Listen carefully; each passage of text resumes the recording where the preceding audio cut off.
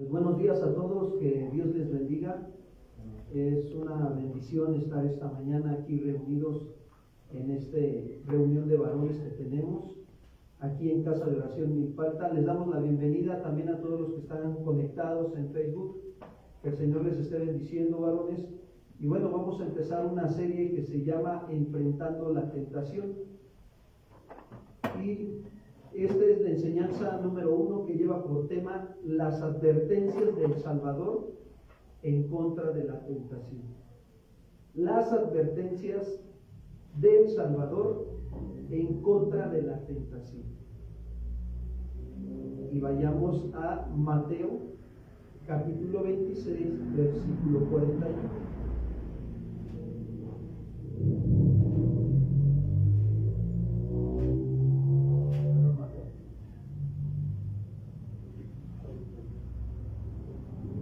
Esta enseñanza de varones lleva por título la advertencia del Salvador contra la tentación. Y por favor acompáñenme a Mateo 26, 41.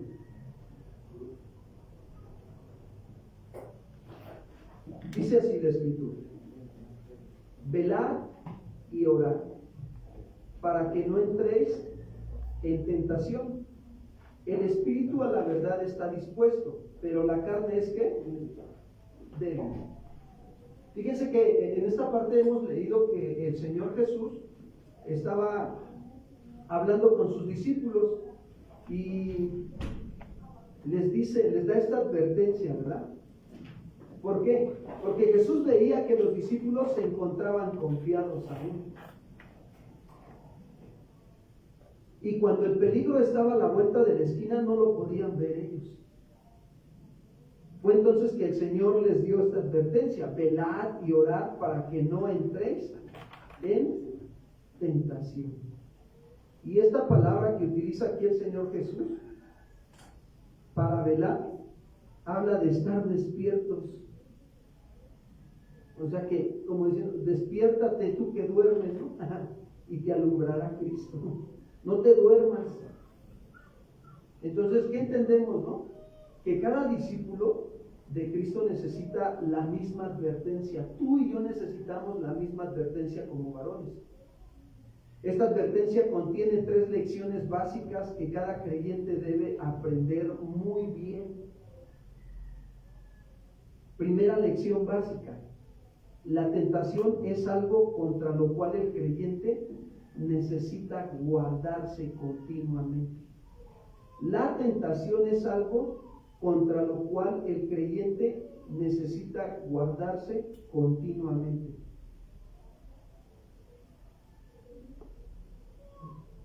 Segunda lección básica: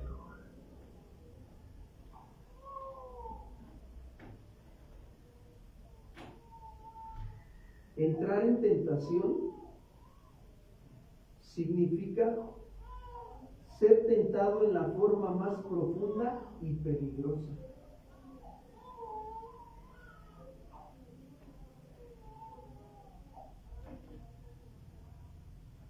Y tercera lección básica: para evitar que seamos dañados por esta clase de tentación, el creyente debe aprender a velar y orar.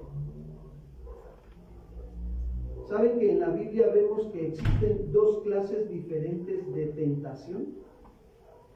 Hay un tipo de tentación que Dios usa y hay un tipo de tentación que Satanás usa.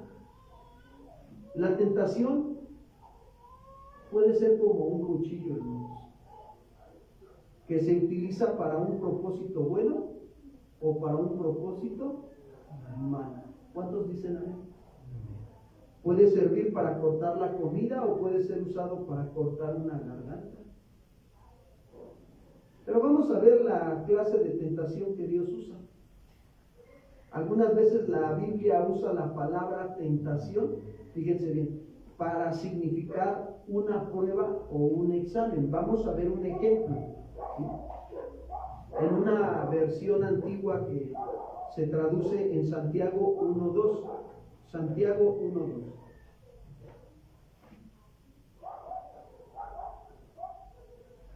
Dice así: hermanos míos, tener por sumo gozo cuando nos hallemos en diversas pruebas. Ahora, aquí nosotros en la versión 60 tenemos esa parte, ¿verdad? Pero en una versión antigua dice así: hermanos míos, tengan por sumo gozo cuando se hallen en diversas tentaciones. Y en la versión 60 dice diversas ¿qué? Pruebas. ¿Cuántos saben que Abraham fue probado por Dios? Recordemos que Dios ahí le dijo, ¿no? Que después de lo que le dijo, todas las cosas que le había dicho Dios, probó a Abraham y le dijo, ¿sí? Abraham respondió, aquí fue cuando le pidió a su hijo, ¿se acuerdan? Dame a tu hijo, tu único ¿qué? Hijo. Y en una forma u otra, fíjense bien, todos los hombres, varones, creyentes, estamos sujetos a pruebas y tentaciones, todos. Pero hay que notar dos puntos importantes acerca de dichas pruebas, fíjense bien, tenemos que observar bien. Primero, el propósito de Dios en enviarnos pruebas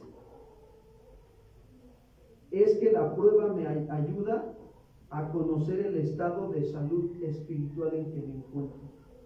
La prueba me ayuda a conocer el estado de salud espiritual en que me encuentro. O sea, si Dios permite que te venga la prueba o la tentación, es para que tú te des cuenta, caray, ¿cómo me encuentro? ¿Cómo está mi estado espiritual? ¿Saludable o está débil o está enfermo o está? ¿Cómo está? ¿Saben que a veces la experiencia de una prueba enseñará al creyente las gracias espirituales que Dios está produciendo en su vida? Sí, Dios te va a enseñar, ¿no?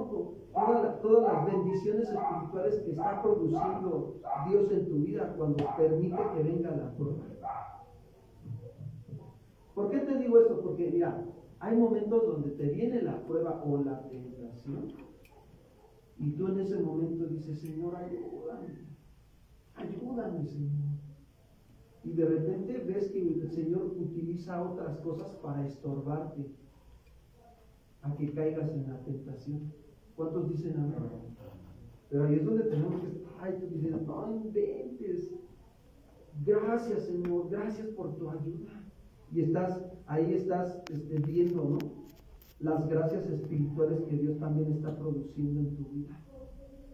¿Cuál es esa gracia espiritual? De que si tú clamas a Él, Él te responde. ¿Cuántos dicen amén? ¿Se dan cuenta? A veces la prueba también le mostrará al creyente las maldades de su corazón, de las cuales no está consciente.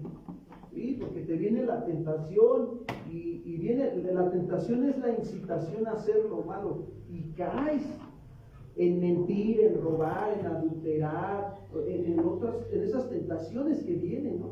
Y cuando tú caes en ellas, te das cuenta de cómo está tu corazón, de las maldades que hay en tu corazón. Y dices, no puede ser, no puede ser, lo hice, lo cometí. Y es ahí donde entonces tú te empiezas a estar más consciente de cómo es tu corazón. ¿Cómo es el corazón? Dice la Biblia, hermano Pablo. Engañoso y perverso más que todo. Por eso es que Pablo le decía a Timoteo, cuídate de ti mismo. Como diciendo, cuídate de tu corazón, Timoteo. Cuídate, porque te puede engañar y te puede hacer pensar que estás viviendo bien cuando la realidad es que no. Y ahí es donde Dios permite que venga esa tentación para mostrar las maldades del corazón de esa persona. ¿Saben que Dios probó a Ezequías para revelarle el orgullo que había en su corazón? Vamos a segundo libro de Crónicas, capítulo 32.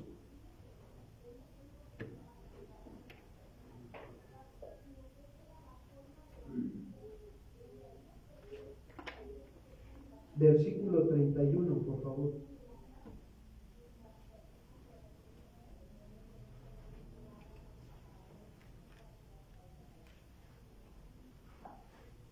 Segundo libro de Crónicas, capítulo 32.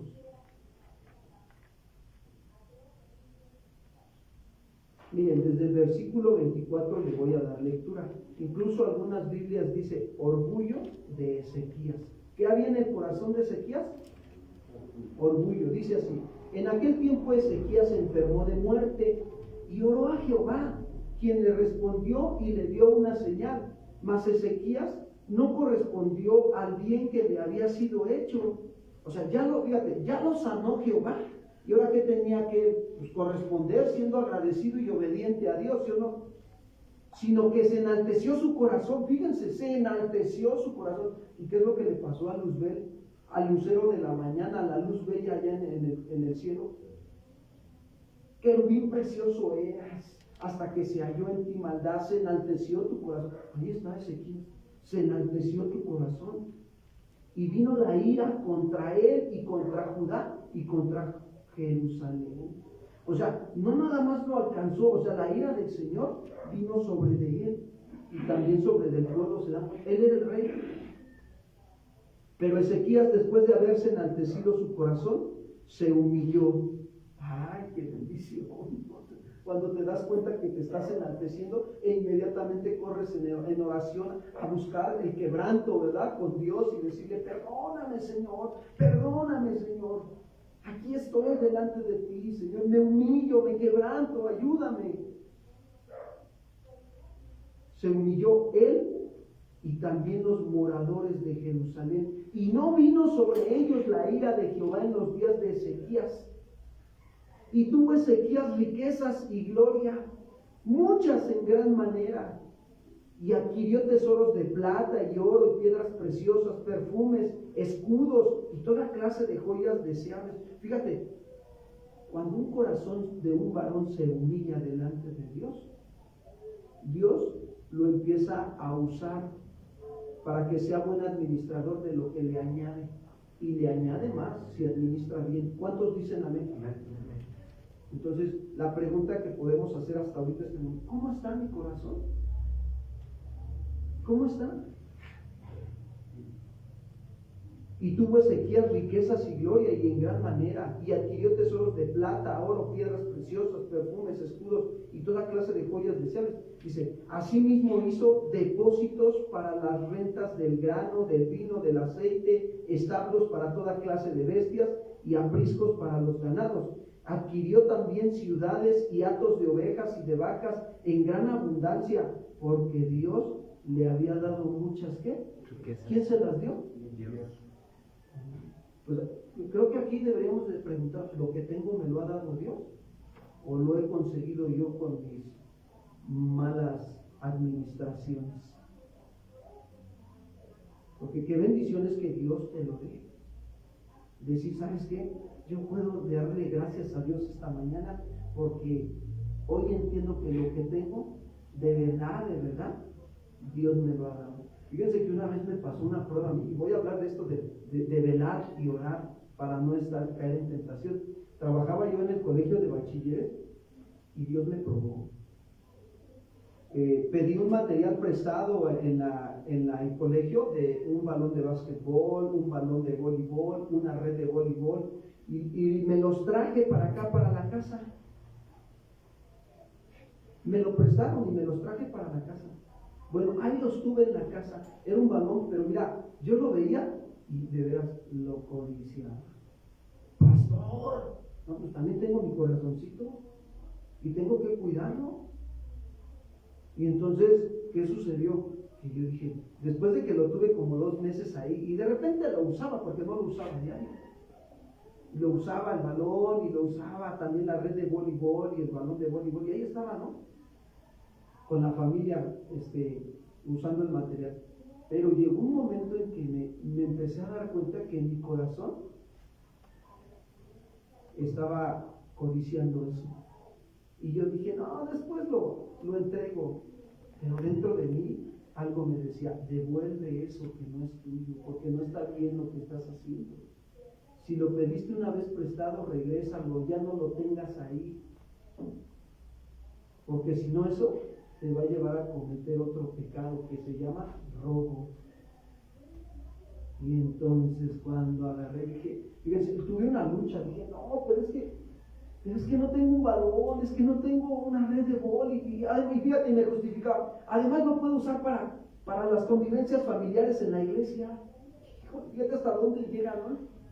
El corazón engañoso. No, pues tuve que determinar y decir, Señor, doblé mis rodillas ese día y le dije, Señor, perdóname por andar codiciando cosas que no debo de codiciar. Y hoy mismo entrego esas cosas. Y fui, y a la hora de entregarlas, hice una hoja donde regresaba el material que había tomado prestado, y ahí le puse fecha y todo, para que después no estuvieran diciendo, no, pues es que el maestro se lo llevó y ya no lo regresó.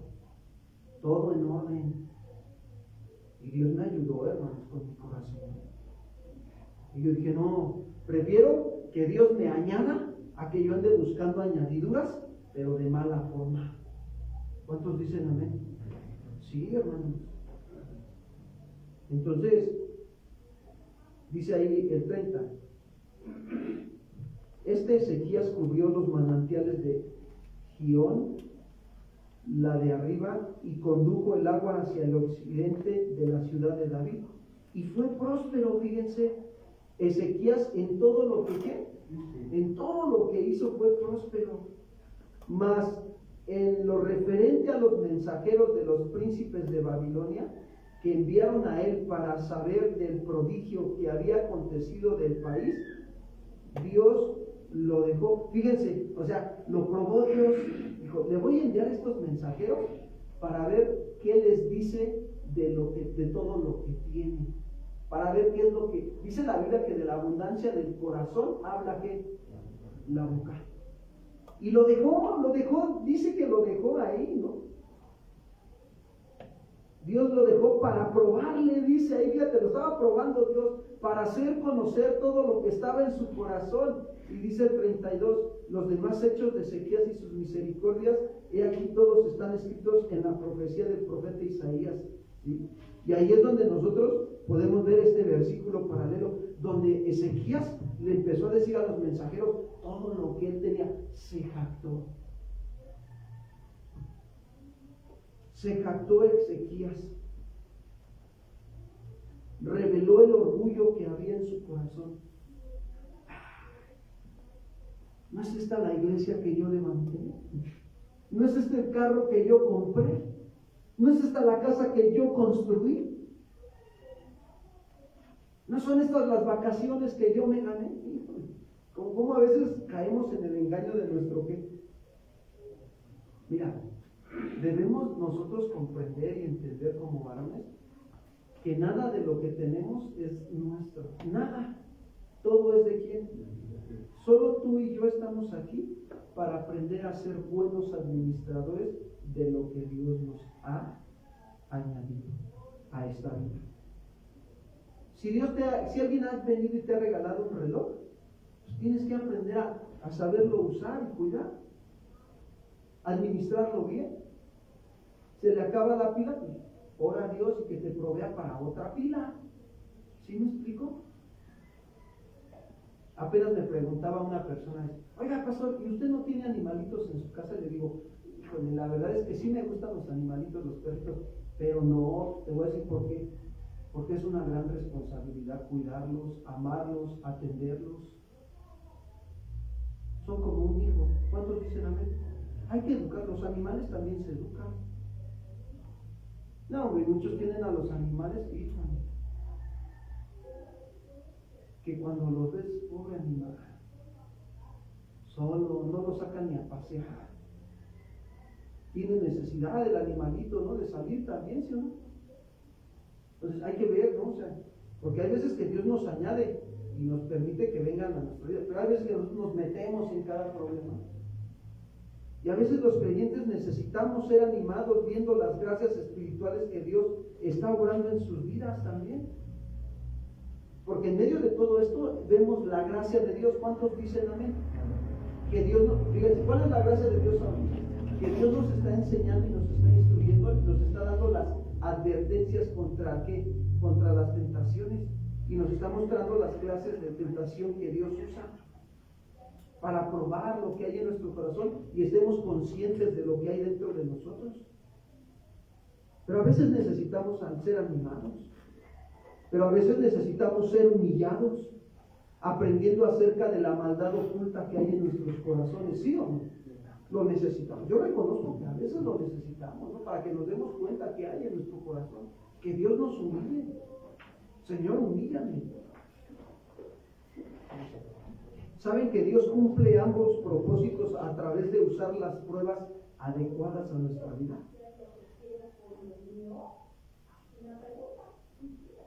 Las pruebas ayudan al creyente a conocer más acerca de Dios.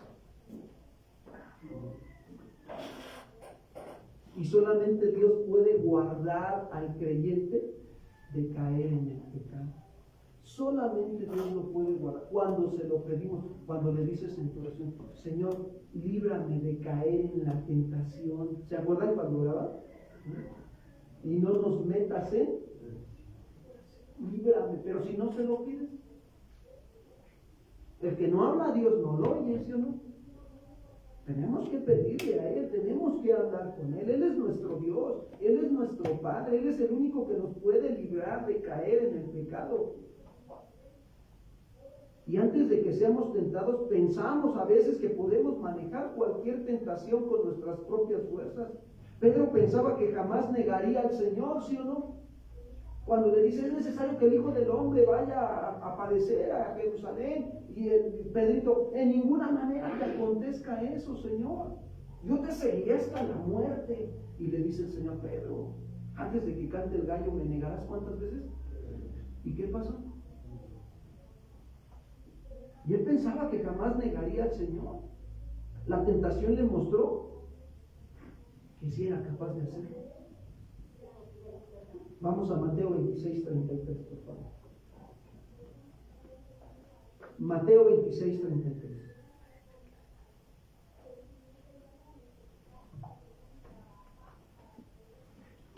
Respondiendo Pedro le dijo, aunque todos se escandalicen de ti, yo nunca me escandalizaré. Fíjate, ¿no? Y Jesús le dijo, de cierto te digo que esta noche, antes que el gallo cante, me negarás. Y miren el 35. Y Pedro le dijo, aunque me sea necesario morir contigo, no te negaré. Fíjate lo que salió del corazón de Pedro, no te negaré. Y todos los discípulos dijeron lo mismo, también los demás. Señor, ¿cómo está mi corazón? A mí ya me está ocupando, hermanos, entonces. Que necesitamos examinar cómo está nuestro corazón. Mateo 26, 35, 33 al 35, ¿sí? Ahora, quiero decirte algo bien. Cuando hemos aprendido nuestra debilidad y el poder de la tentación, entonces estamos listos para descubrir el poder de la gracia de Dios. Cuando tú dices, Señor, la verdad, no tengo fuerzas para enfrentar ninguna tentación, y más las tentaciones sexuales, de pecado sexual, porque Pablo le dijo, ¿verdad?, a Timoteo, huye de las pasiones, ¿qué? Huye, no le dijo enfréntalas, ¿se dan cuenta? Le dijo, huye de toda pasión juvenil, escapa, corre por tu vida, sálvate y no mires atrás, ¿no? Como cuando le dijo a Lot, ¿no? Cómo estaba intestada de pura inmoralidad sexual Sodoma y Gomorra, ¿sí, no? Lesbianismo y un montón de prácticas de inmoralidad sexual bien feas. Se acostaban hombres con hombres, mujeres con mujeres. Es lo que hoy vemos, ¿sí o no? Ahora que pasó la feria de aquí de la alcaldía y yo bajaba porque iba al mandado, no hombre, veía hacia los jovencitos, bien jovencitos de la prepa, agarrados los dos de la mano, bien tremendo, hermanos. Digo, bueno, es respetable, ¿no? Yo respeto sus vidas, ¿no? Ya está ahí. Pero ¿qué le dijo a Lot? No, huye, escapa, corre por tu vida y no vuelvas a ¿qué? No mires para dónde. Ya no mires a tu pasado. Ya lo pasado. Ya la vida del viejo hombre se acabó. He aquí todas son hechas las cosas nuevas en Cristo Jesús. ¿Cuántos dicen amén, hermanos? Entonces, cuando tú has aprendido de tu debilidad, o sea, te das cuenta de tu debilidad y buscas la ayuda de Dios, fortalecerte en Él, estás listo para descubrir el poder de la gracia de Dios. Y esta es la gran lección que el apóstol Pablo fue enseñado por medio de su aguijón en la carne. Segunda de Corintios 12, versículos 7 al 10. Fíjate qué tremendo, porque a Pablo se le había manifestado grandes revelaciones de Dios.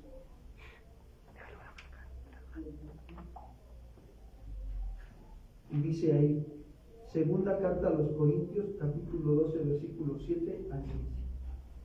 Y para que la grandeza de las revelaciones no me exaltase desmedidamente, me fue dado un aguijón en mi carne. Muchos historiadores hablan de que fue una enfermedad que tenía Pablo en los ojos. Según es una enfermedad llamada la maria. Entonces, le fue dado ese aguijón en su carne.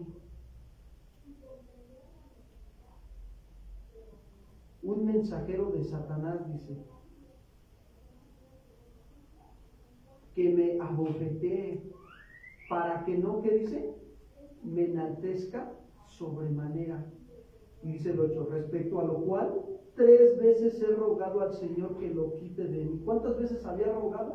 3. Ruegos, y me ha dicho, bástate mi gracia, porque mi poder se perfecciona en... ¿Sabes cuándo se perfecciona el poder de Dios? Cuando tú te das cuenta que la tentación está viniendo a ti, tú le dices, Señor, ayúdame, no quiero caer en la tentación. No es pecado que venga la tentación a ti. Pecado es creerla y caer en ella. ¿Sí me explico? Ahí sí, pero ¿cómo evitas caer en ella cuando tú le dices, Señor, ayúdame por misericordia, no quiero caer en la tentación, ten piedad de mí? No, Señor, no, ayúdame. Y dice, por tanto de buena gana me gloriaré más bien en mis debilidades, para que repose sobre mí el poder de Cristo. Por lo cual, por amor a Cristo, me gozo en las debilidades, en afrentas, en necesidades, en persecuciones, en angustias, porque cuando soy débil, entonces ¿soy qué?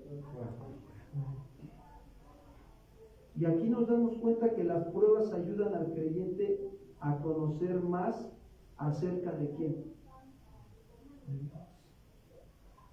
Cuando en tu debilidad, tú ya te diste cuenta, cada uno de nosotros nos damos cuenta de qué áreas de nuestra vida somos débiles. ¿Qué debemos de hacer? Guardarnos en el Señor.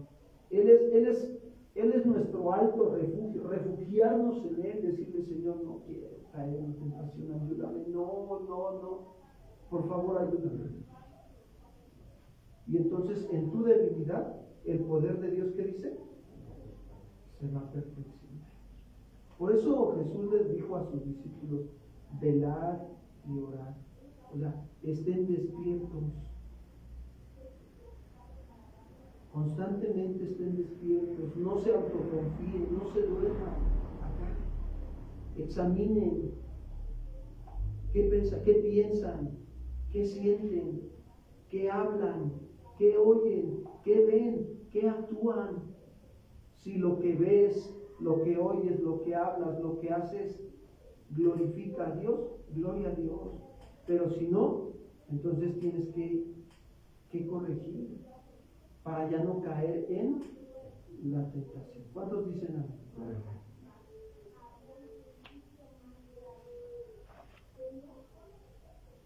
Saben que Dios tiene muchas maneras para probar a su pueblo. Dios prueba a cada creyente de manera muy personal, hermanos. Y vamos a ver 3 ejemplos, ¿no?, de cómo Dios prueba a su pueblo. Primer ejemplo, los prueba encomendándoles deberes que sobrepasan sus recursos. Los prueba encomendándoles deberes que sobrepasan sus recursos. Segunda de Corintios 1:8.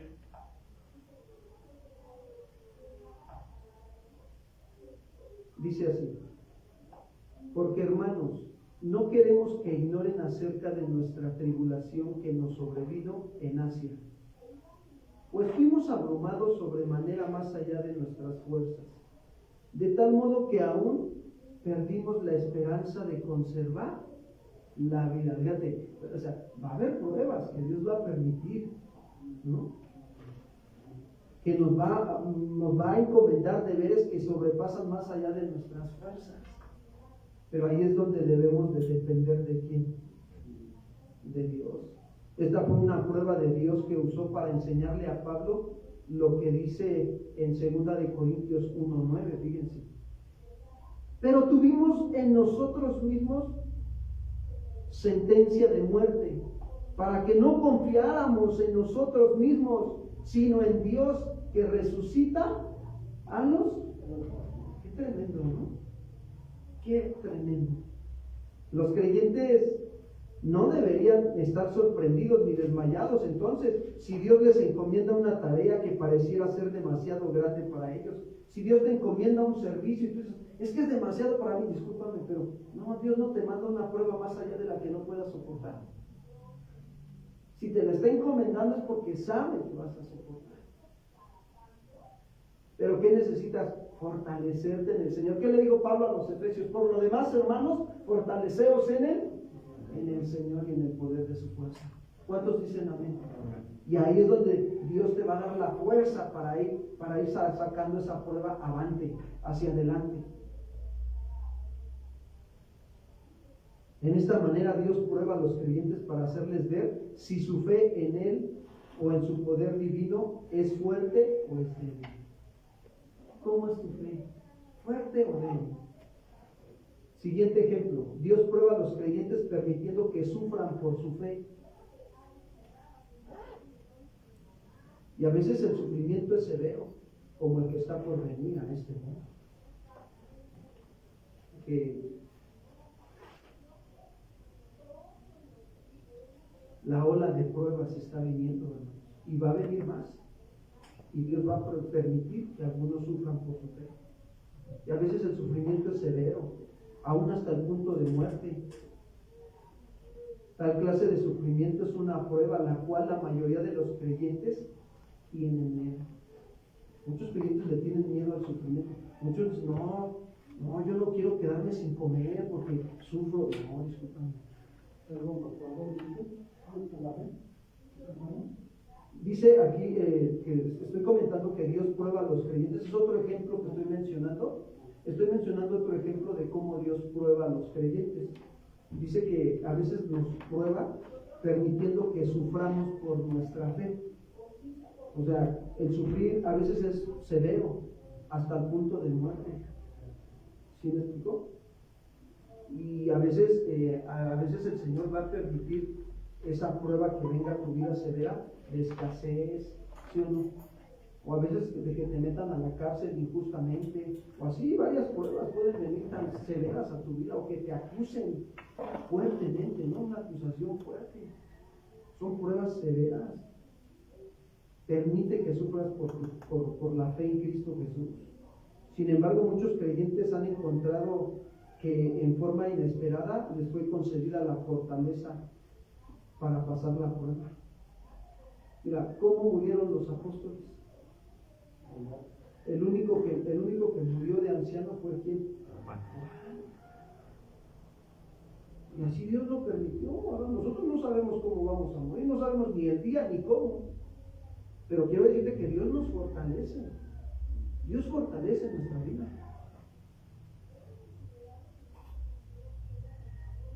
¿Saben que todos los creyentes somos llamados a sufrir de alguna forma o de otra? Filipenses 1:29, por favor. Filipenses 1:29.